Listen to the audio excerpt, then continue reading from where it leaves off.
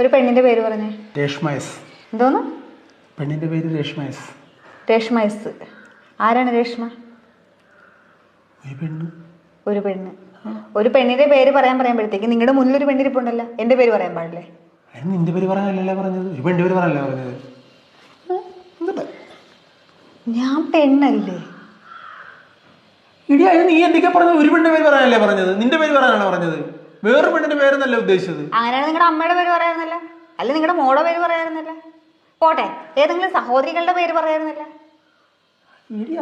നമ്മുടെ കുടുംബത്തിൽ പോലും ഇല്ലാത്ത ഒരു പേര്, അതാണ് രേഷ്മ. ആരാണ് രേഷ്മ? രേഷ്മ ആരുമല്ല. ആരുമല്ലാത്ത രേഷ്മേനെ നിങ്ങൾ എന്തിനു പറഞ്ഞു? ഇടി ഒരു പെണ്ണിന്റെ പേര് പറയാൻ പറഞ്ഞപ്പോഴേക്ക് എന്റെ വായി വന്നൊരു പേര് രേഷ്മ എന്നായിരുന്നു. അങ്ങനെ ഒരാളില്ലടി. അങ്ങനെ ഒരാളില്ലെങ്കിൽ പിന്നെ എങ്ങനെ നിങ്ങളുടെ വായിൽ ആ പേര് വന്ന്? എടി 10ാം ക്ലാസ്സിൽ ഉണ്ടായിരുന്നതാണ്. അപ്പൊ നിങ്ങളുടെ ഫോണൊന്ന് ചെക്ക് ചെയ്യേണ്ടി വരും.